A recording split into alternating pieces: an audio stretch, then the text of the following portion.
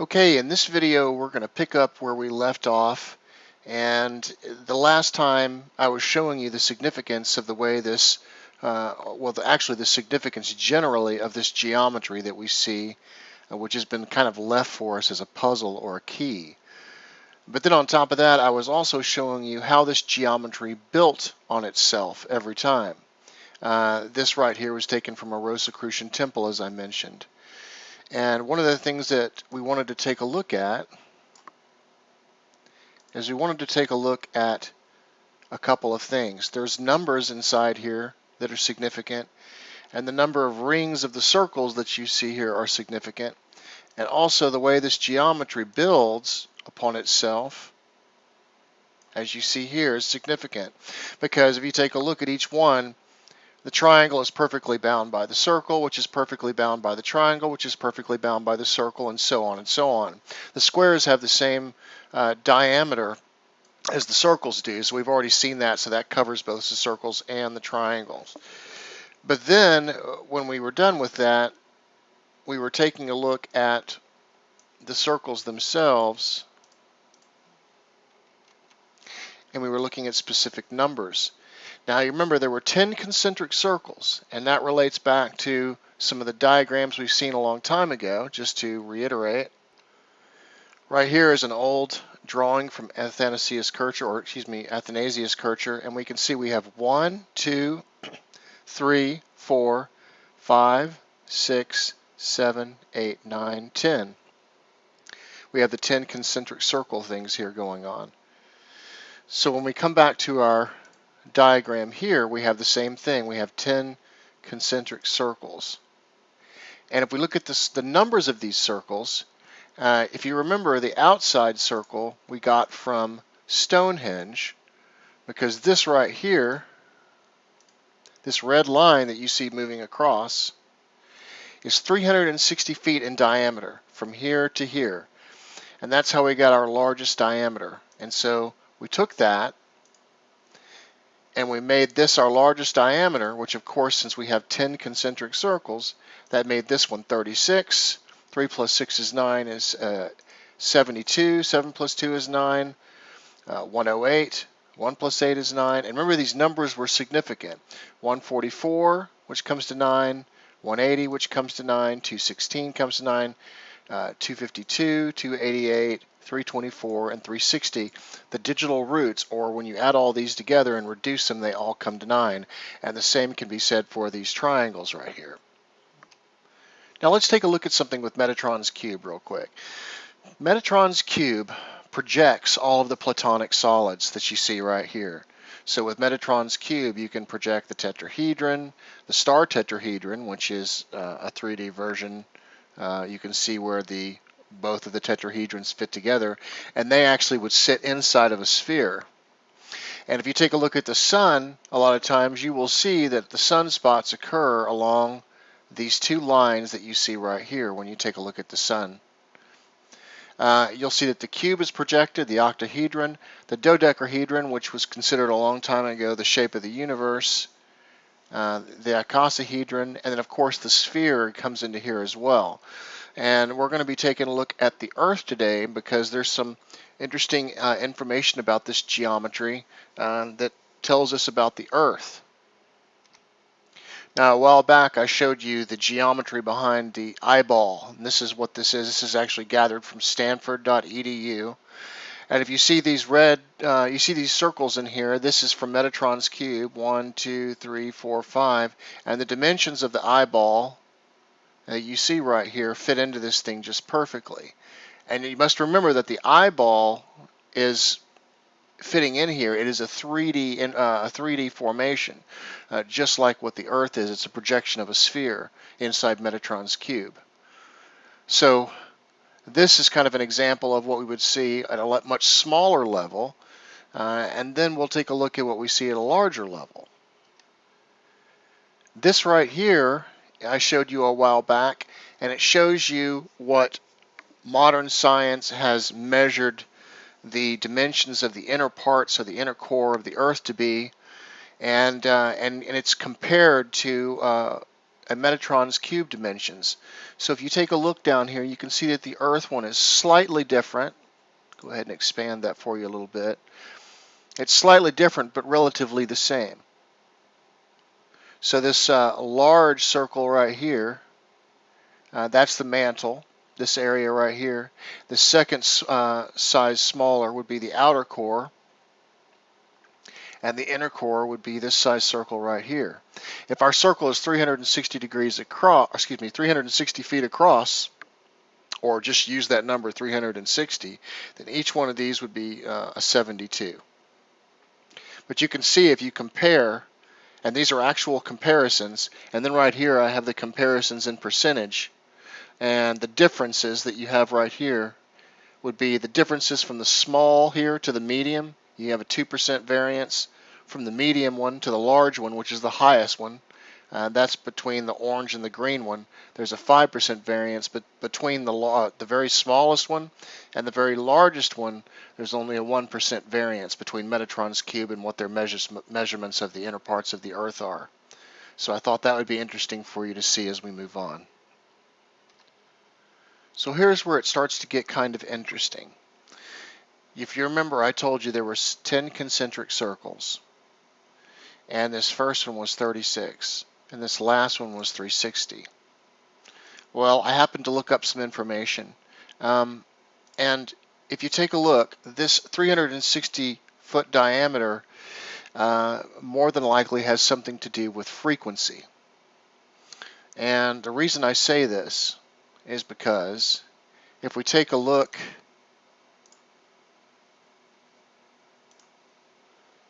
at this chart right here, you'll notice some similarities between the numbers that I showed you in the circle and what you see right here. At 0.1 hertz, you have 36 degrees. 0.2, you have 72. 0.3, you have 108. 0.4, you have 144. 0.5 hertz, you have 180 degrees. 0.6, 216. These are the exact same numbers that I showed you that are located inside this circle here. This last one, being 360, is equivalent to 1 hertz, which means 1 turn around the circle. And that means degrees per second.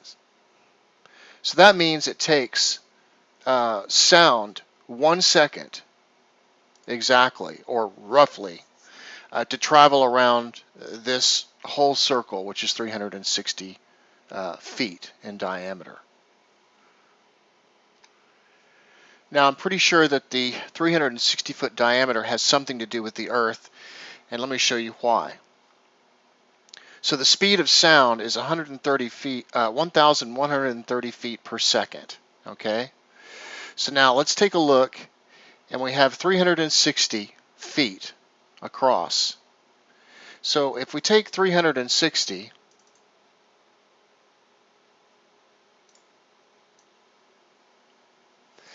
and we want to get the circumference of this circle, then what we do is we take a look at our formula here, and the circumference of a circle is 2 pi r, which means it's 2 times pi times the radius, or it could be 2 times the radius times pi, however you want to do it.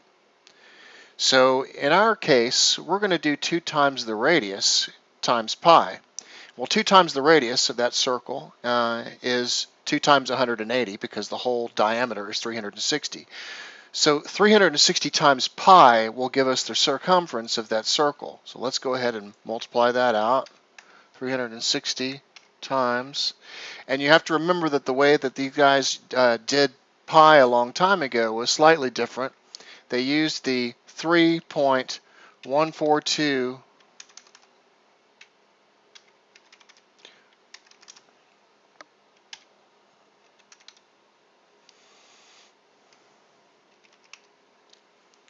142,857.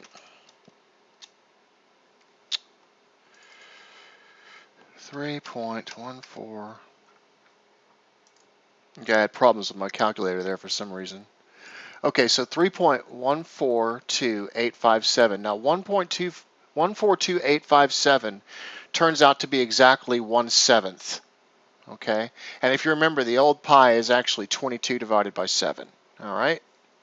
So if we take 3.142857, which also, by the way, 142,857 comes out to reducing to 9. So we have 1 plus 4 is 5, plus 2 is 7, plus 8 is 15, plus 5 is 9.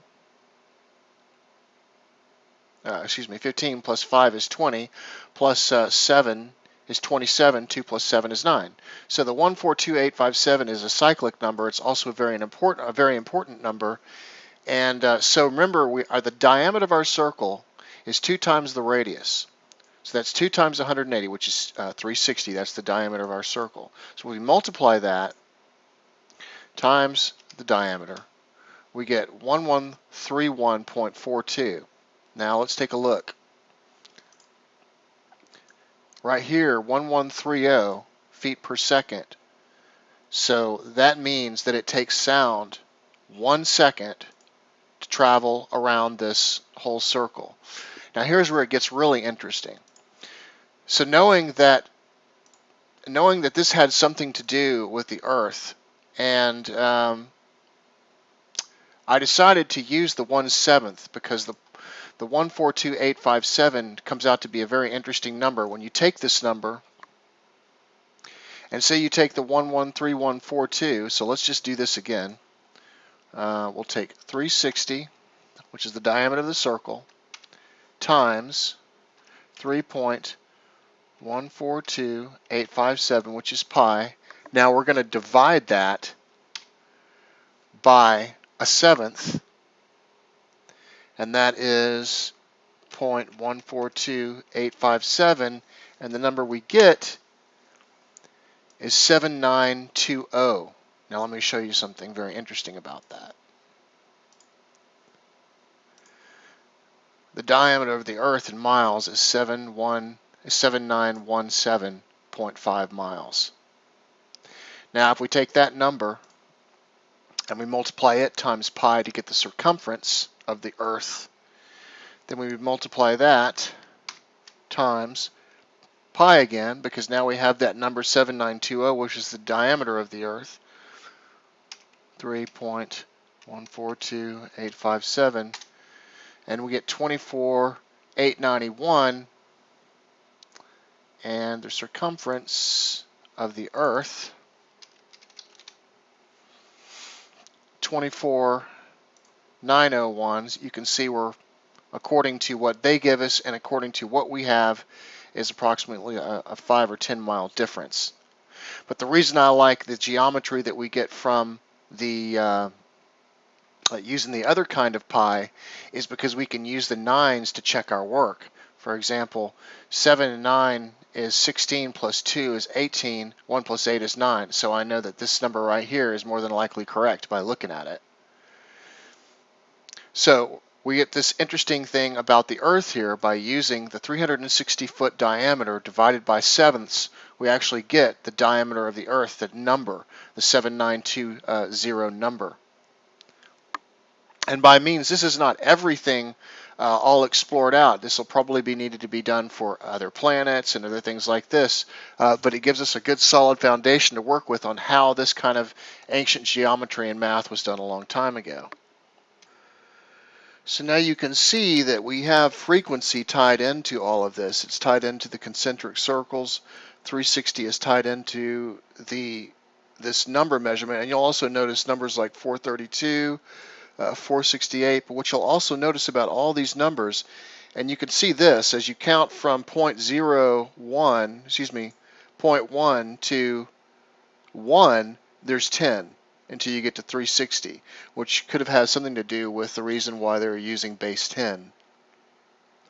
You'll also see numbers like 432, 468, 504, but what you're going to notice about all these numbers is they all reduce to 9 in the frequency when we're talking about hertz. Now, last thing I want to show you is something that was from a presentation given by Graham Hancock before he put out Magicians of the Gods. And on his map that he presented in this presentation, he showed these major locations around the Earth. And of course, Giza was considered the place. It's the center of all of Earth's land masses, by the way, in case you didn't know. And that's more than probably why they did this. It's been also understood that by many researchers and scientists that this is the prime meridian that was used a long time ago, is where the Great Pyramids are. So that we have a 0 degrees moving down there. Now 0 degrees would also stand for 360 degrees. 180 degrees is right over here where Alaska is. And the reason why that is because if we zoom out,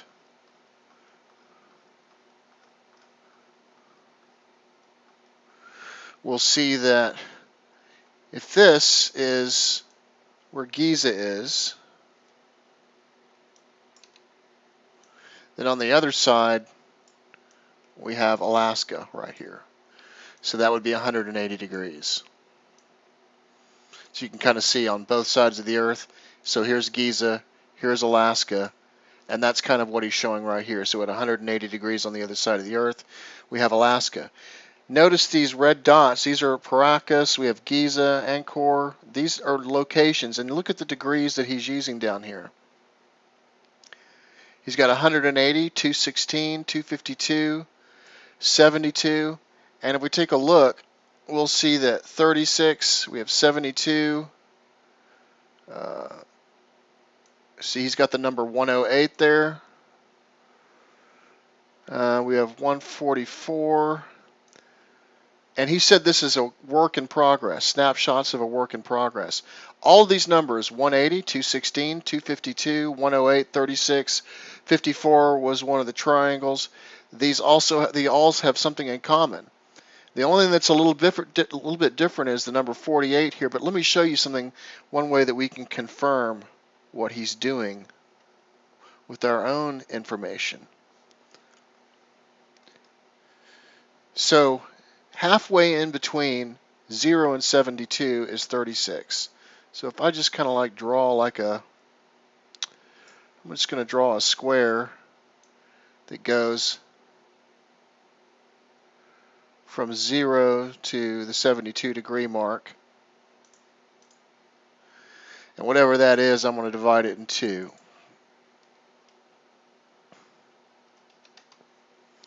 And that would be basically 1/2 of what we were looking at.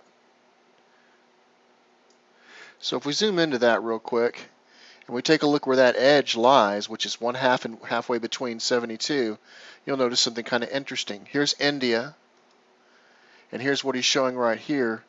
But then at 36 degrees, we would expect to see something.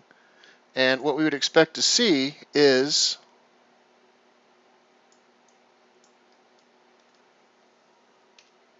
something right here.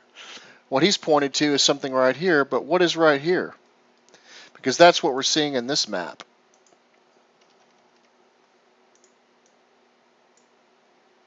This is 0, this is 72, and right in the middle, right here,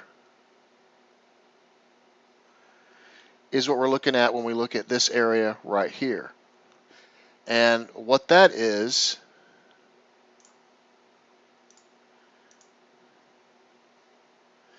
the ancient city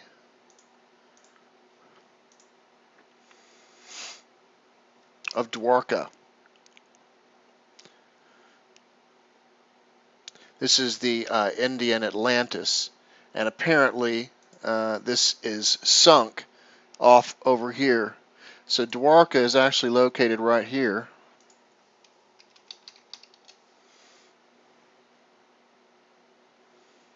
See, there's Dwarka, but the sunken city is actually located somewhere around here, and on that map it would put us right at the 36 degree mark, right there in between 0 and 72. So what this tells us is it tells us that at every 36 degrees on this map we should find something, possibly some kind of an ancient land or or some kind of an ancient megalith or something like that that's important according to what he's found so far. So this is a work in progress. 180, 216, 252. We have 324, 288, 252. There's 252. There's 216. There's 180. See, these are all on there.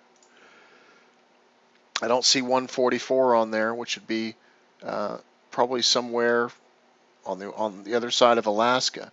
But this right here, this target, concentric circles right here, gives us a clue to where we might want to look if we're looking for other ancient locations. So there we go. So there's frequency tied to the Earth, tied to its shape, tied to the inner parts of the Earth and Metatron's cube. And so, and these particular numbers and their frequencies that always reduce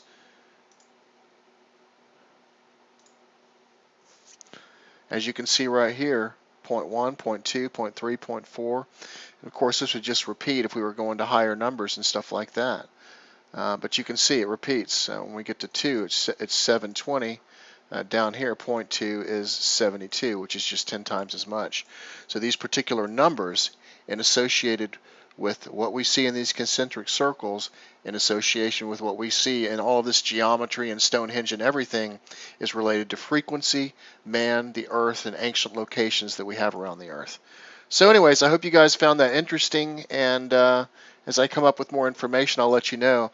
By all means, this is just kind of it is a work in progress. It's not finished, but you can see how by taking these numbers, how you can get the actual dimensions of the Earth as calculated by science.